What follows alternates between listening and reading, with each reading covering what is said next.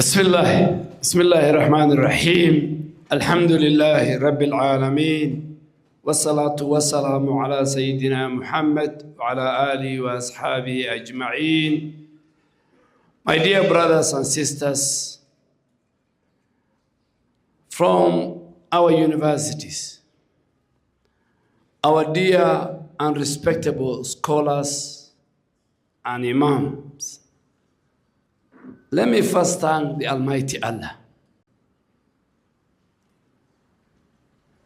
Because where we are sitting in this hall, in this masjid, I think about 7-8 years ago, a few of us came here, an empty plot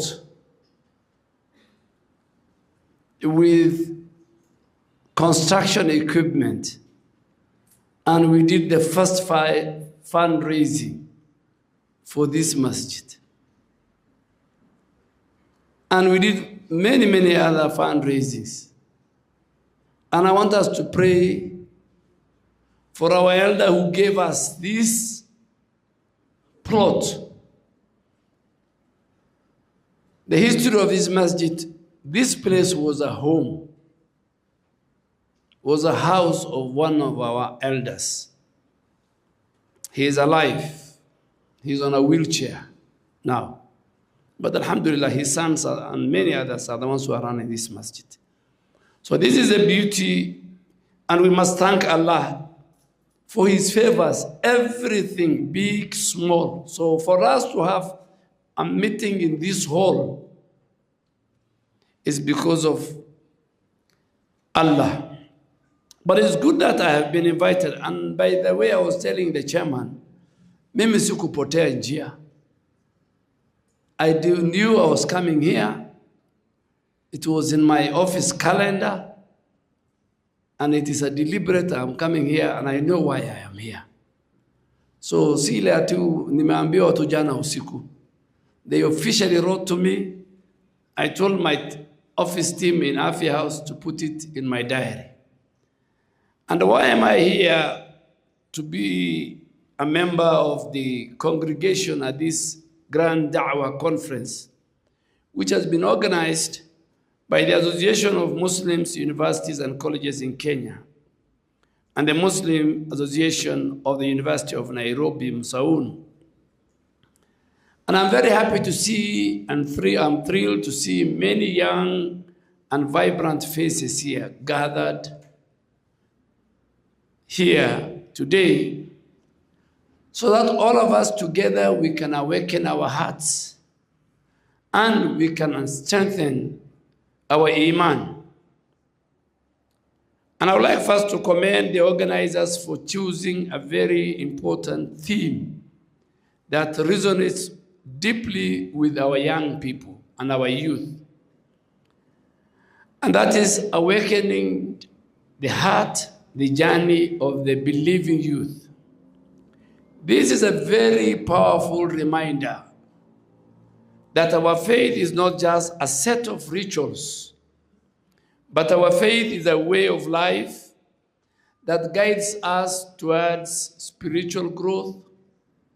It guides us through self-discovery and also empowerment. But you must be very happy. Many people who live in Kenya, they take it for granted what we have as Muslims compared to our other colleagues, either in our region or in Africa or in the Muslim world. And today I want to become a lecturer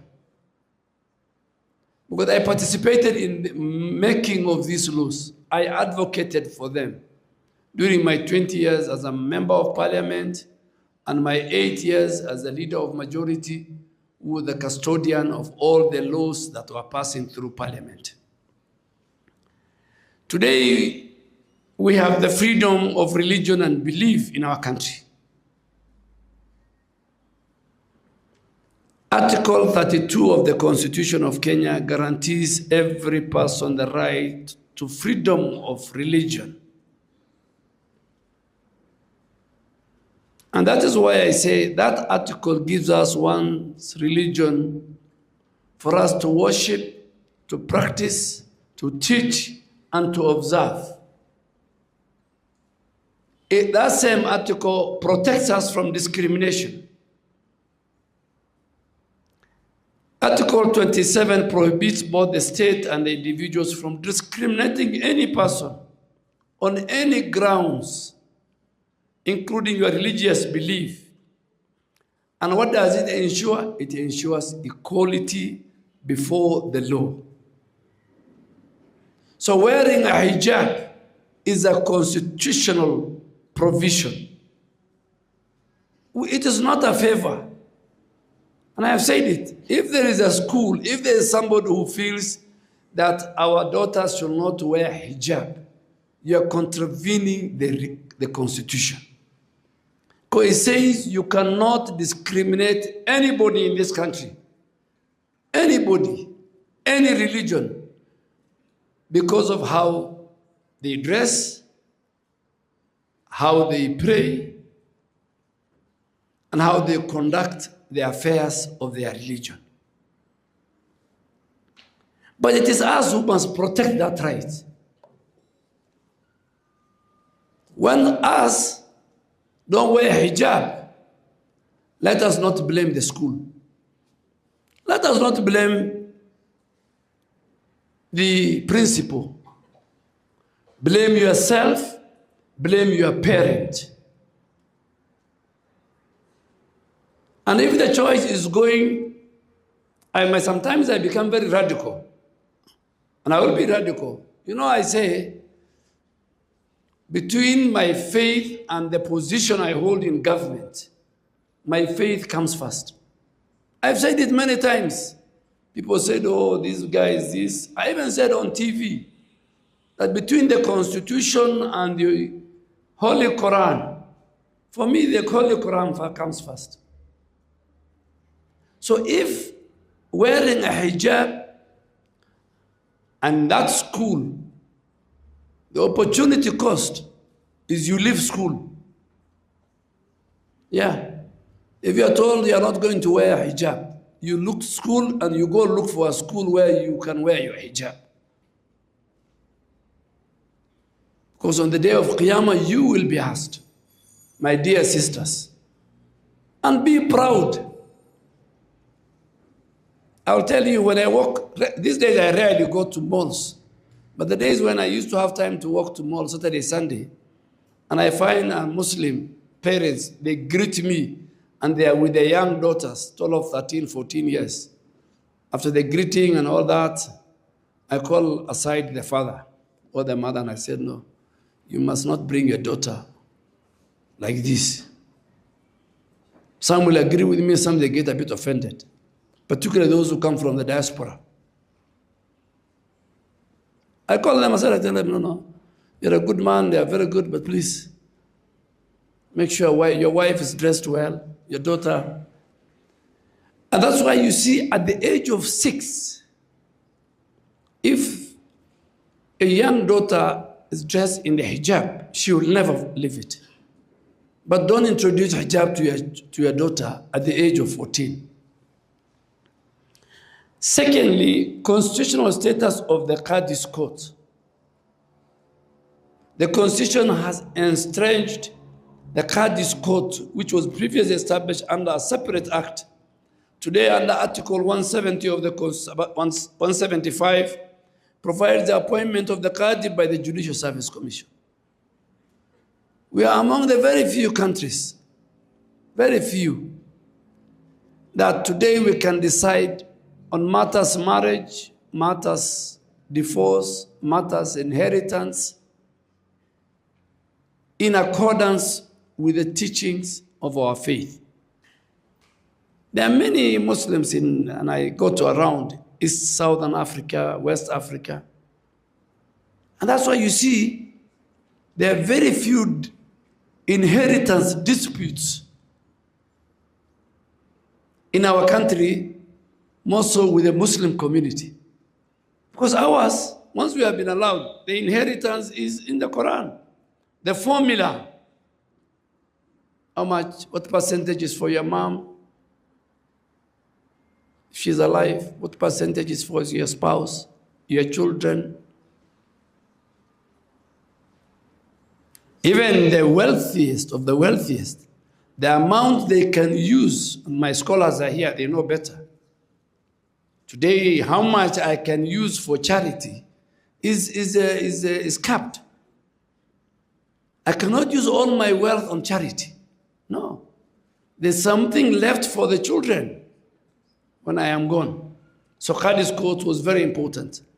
I remember when the Marriage Act came to Parliament, the Marriage Act existing, the marriage law existing in Kenya, does not talk about Muslims. I convinced Parliament and they agreed with me that we have our own way, our own law that we deal with marriage.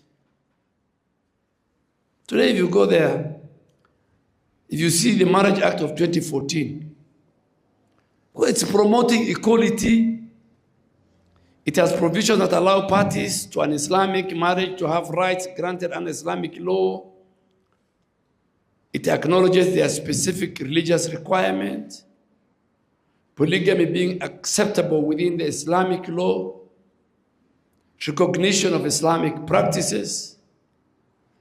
The legal framework generally accommodates Islamic practices. So the marriage law regulating marriages for us is the one that is officiated by the Qadi, by our sheikhs, by our scholars, by our imams who run. The Kenyan Constitution talks about inclusivity and representation. Non-discrimination. These are good things for not only us, but for people of other faith, people of other diversity. But good people, in today's digital age, we must not shy away from technology, but we must use it responsibly.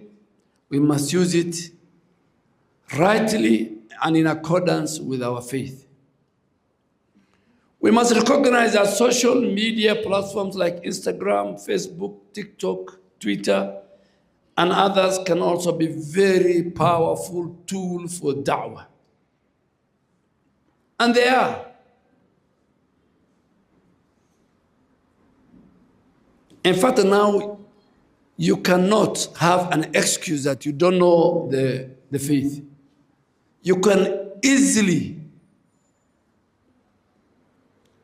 be very religious and up to date with the teaching of Islam by having a smartphone.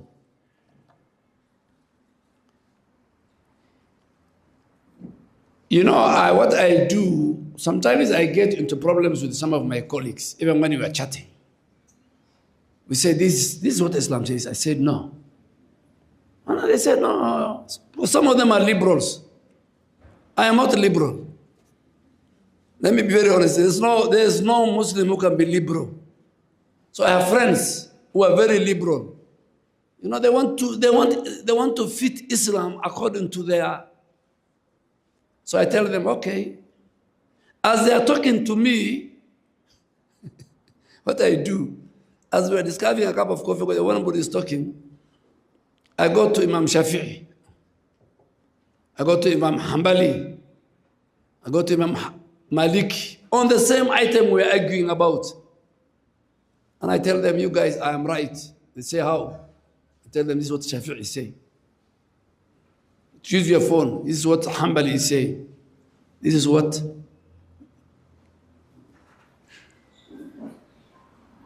Last time we were talking about, I was telling them, you know, I've got gray hair. I don't go and dye my hair. And two of them were going to the barber. And I told them, you guys, you are my age. There must be a reason why the day you are born, you are like this, you're like this, you're like this, you're like this, gray hair, till you go. This is how the Creator has planned. You don't go against the Creator. He has given you a white hair, stay with a white hair. There must be a reason.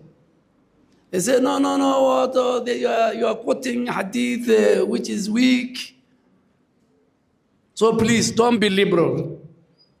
The social media platform can give you any question that you want to ask from your phone. Please, young people, all of you tech savvy. Let us use those for spreading and for inspiration. And please, I want to beg you today, let us practice religious tolerance. Let us live within the Kenyan society. Let us show the people, your colleagues in the universities, let us show them the better part of Islam. Don't show them your bad part, which is not Islamically accepted.